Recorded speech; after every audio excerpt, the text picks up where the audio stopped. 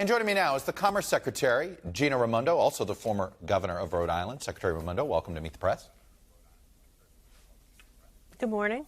Look, your purview in many ways is the economy largely. And so let me ask a simple question this way. What do you attribute to the fact that 3/4 of the country feel like the country's headed in the wrong direction? How much of it is economic in your view? I think quite a bit of it is economic, and specifically, I think it's inflation. So, look, obviously, it's frustrating. If you were to ask me, what do I think of the economy? I'd say we have a very strong economy.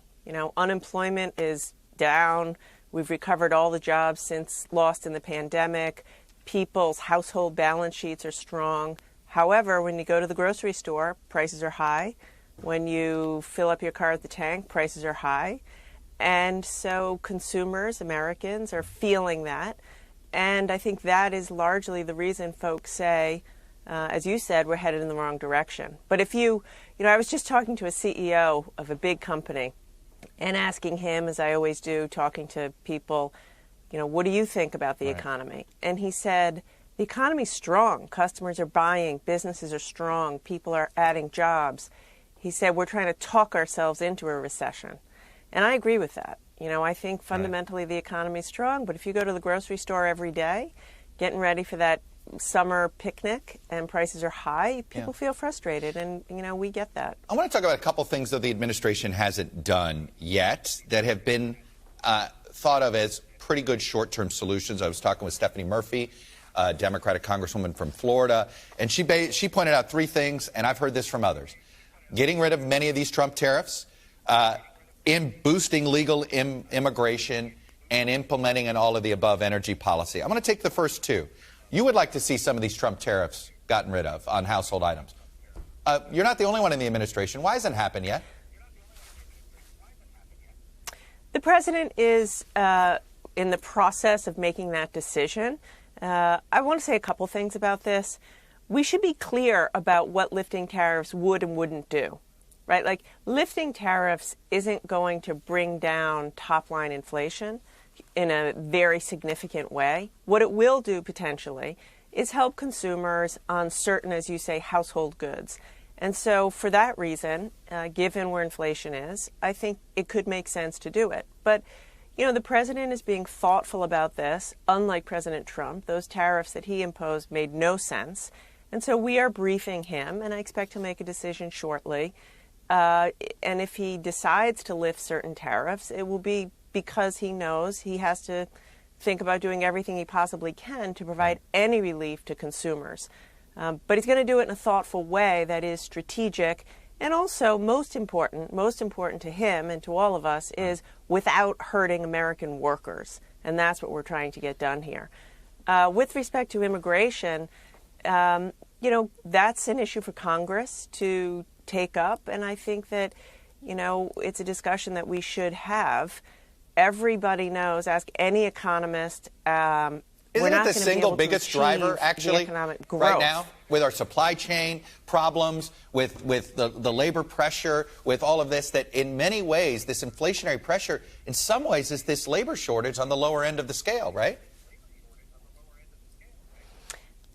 In a lot of ways, absolutely. Not in some ways. It's a huge driver, and so increasing labor supply would certainly help. The other thing we need to do, though, is get women back into the workforce. You talk about the single biggest issues. Yeah.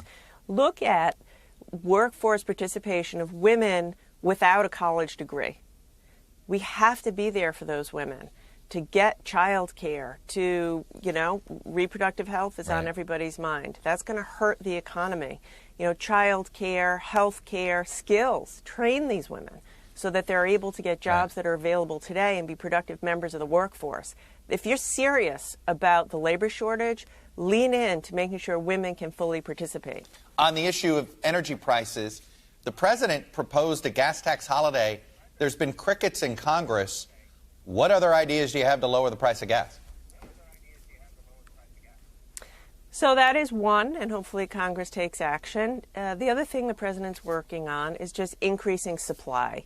You know, fundamentally, this inflation we're experiencing, whether it's gas or goods, is being driven by a lack of supply. Now, there's some good news, right? You saw wholesale gas prices drop significantly recently. I think that's due to the increased supply. And now we have to make sure consumers feel that at the pump. But the president is pushing producers domestically and globally to increase supply so that consumers start to feel it at the pump. You brought up abortion rights, and it's interesting, whether it's inflation, whether it's abortion rights, whether it's yet another gun massacre in Illinois, there's a growing group of Democrats that are frustrated, believe that the president isn't showing enough energy, isn't showing enough fight on any of these issues. Is any of this criticism, in your view, justified? No. Look, it's not about who's the best performer. This isn't about, performative. This is about who's going to go to work every day and get the job done and deliver for women. I have to say, on a personal level, I first fell in love with Senator Biden way back when he was fighting for the Violence Against Women Act. I was an intern at the Department of Justice. This is a guy who has devoted decades to working to help women, to provide women rights, and he's fighting every day now. He just signed the executive order to preserve women's health care and reproductive rights. Does that executive order, what does that order do other than tell everybody to follow the law? I mean, I don't, it looks like it's a glorified press release. Well, you put your finger on an issue. A lot of the things that are coming the president's way, he doesn't have a silver bullet to solve. I mean, these issues have to be solved by Congress, or in this case, the Supreme Court and Congress. So he's doing what a good executive does, which is go to his team and say, give me every option, every tool in my toolbox. And that's what this executive order does. He's pushing the limits of his authority to stand up for women who've had a right taken away. And that's what I know people are frustrated. That folks are cranky with a lot of good reason. But we have to focus on who's going to work every day and solving these problems, not who uses the most fiery language. It's who's going to stick up for women and deliver for them, whether it's health care, reproductive rights, or jobs, or training, or child care. And that's President Biden. Secretary Gina Raimondo, Commerce Secretary, and as I said, the former governor of Rhode Island. Appreciate you coming on, sharing your perspective with us.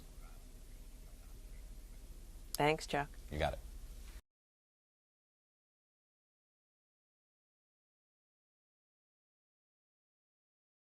Thanks for watching our YouTube channel. Follow today's top stories and breaking news by downloading the NBC News app.